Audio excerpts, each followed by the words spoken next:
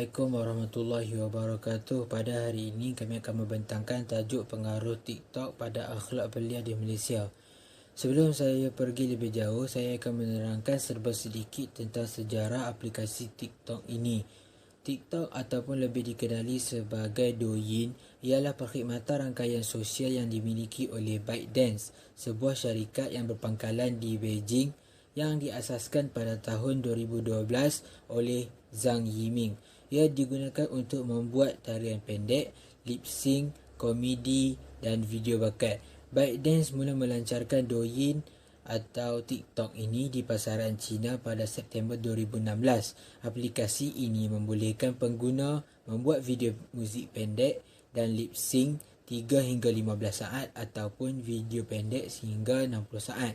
Pada tahun 2020, aplikasi ini sangatlah popular di Asia, Amerika Syarikat dan seterusnya ke seluruh bahagian dunia lain termasuklah di Malaysia. Iri, bilang bos. Hai.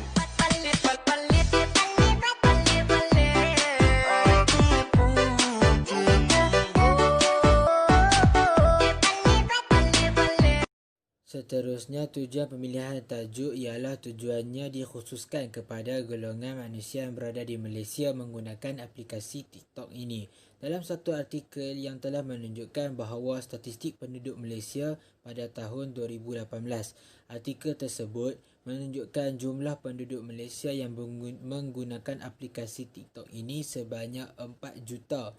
Dan daripada jumlah tersebut, 55% darinya adalah dari golongan perempuan dan 42% lebihnya adalah dari golongan lelaki.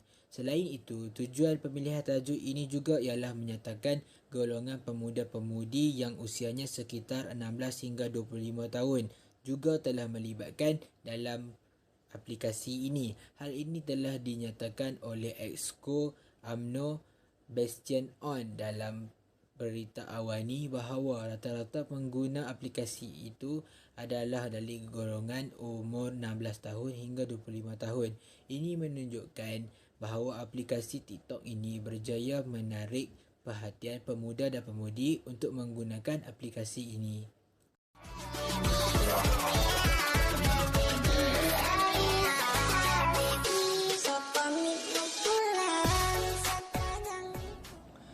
Apakah kandungan ataupun konten yang terdapat di dalam aplikasi TikTok?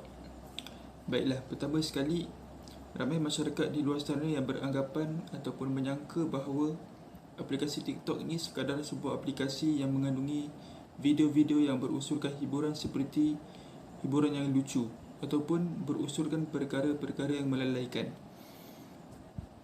Namun pada masa kini terdapat ramai pencipta video yang menghasilkan video-video yang berunsurkan seperti perkongsian fakta, perkongsian tips harian, perkongsian ilmu dan bermacam-macam lagi.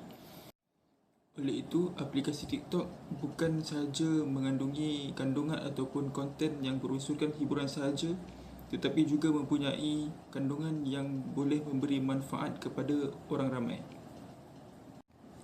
Seterusnya, pengaruh TikTok adalah lebih luas berbanding media-media sosial yang lain seperti Facebook, Instagram dan sebagainya. Kerana apa yang dapat kita lihat pada masa ini, terdapat pelbagai cabaran dan tarikan dalam pengguna-pengguna TikTok. Sebagai contoh, pada hari ini wujudnya TikTok Challenge yang semakin hari semakin berleluasa hingga menyebabkan golongan-golongan belia di Malaysia khususnya yang terpengaruh untuk melakukan challenge tersebut tanpa memikirkan soal baik buruk terlebih dahulu. Apa yang difikirkan oleh mereka adalah perkara ini hanyalah hiburan semata-mata dan juga mereka sekadar ingin meraih perhatian dari pengguna media-media sosial yang lain.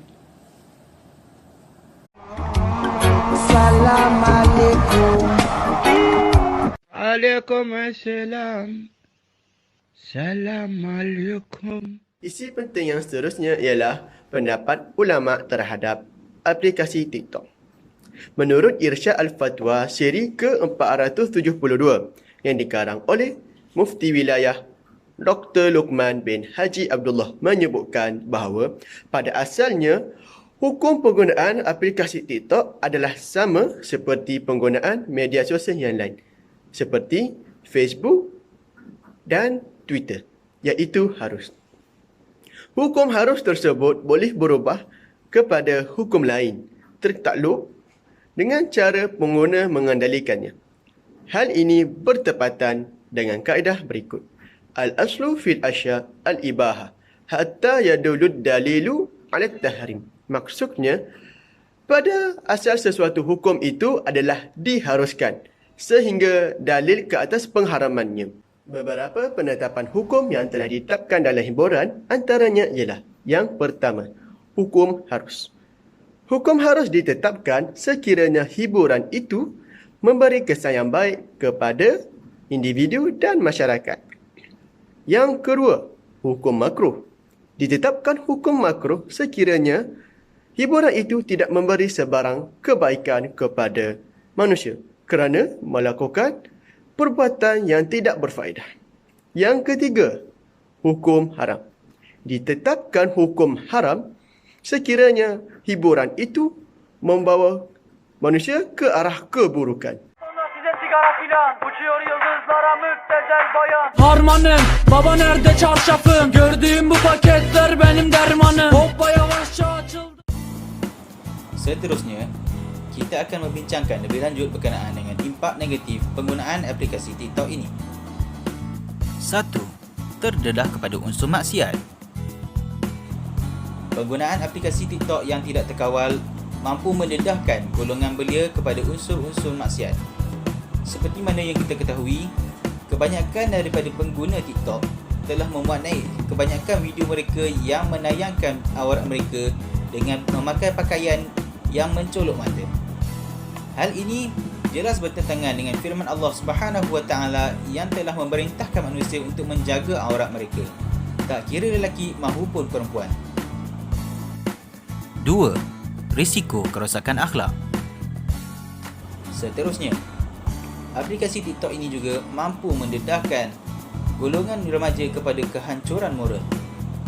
Ini jelas terbukti apabila kebanyakan video yang telah dimuat naikkan dalam aplikasi TikTok ini sendiri memberi kesan negatif kepada akhlak remaja itu sendiri. Sehingga kan remaja-remaja yang dahulunya bersikap dengan sifat-sifat yang terpuji mampu berubah sekelip mata menjadi seorang yang tidak bermoral ataupun tidak beradab. Seperti mana yang telah disebutkan oleh Nabi SAW yang telah diriwayatkan oleh Imam At-Tirmizi yang bermaksud mukmin yang paling sempurna imannya merupakan mukmin yang paling baik akhlaknya. Tiap hari bangga dada percuma dengan hal lebih baik dah hilang daripada sakit hati. Welot kau. Okey, seterusnya TikTok juga mempunyai impak positif dalam kalangan anak muda. Oleh itu, anak muda boleh menggunakan TikTok sebagai medium untuk menyebarkan agama Islam dengan menceritakan kisah-kisah tauladan dan sejarah berkaitan agama Islam. Selain itu, penyebaran dakwah melalui aplikasi TikTok ini lebih terbuka dan tidak mensyaratkan seseorang pendakwah itu perlu mahir dalam berkomunikasi. Malah sebaliknya, yang lebih utama ialah ilmu yang ingin disampaikan oleh pendakwah. Allah Subhanahu Wa Taala pernah berfirman yang bermaksud, katakanlah wahai Muhammad, ini jalanku agama aku dan orang yang mengikutku mengajak kamu kepada Allah Subhanahu Wa Taala dengan hujah yang nyata ilmu. Maha suci Allah dan aku tidak termasuk orang yang musyrik. Surah Yusuf ayat 108. Oleh itu, kita sebagai umat Islam mestilah memanfaatkan aplikasi TikTok ini dengan sebaiknya. Contohnya berkongsi tentang agama Islam supaya anak muda di luar sana dapat menerima dakwah yang kita kongsikan dengan lebih santai namun efektif.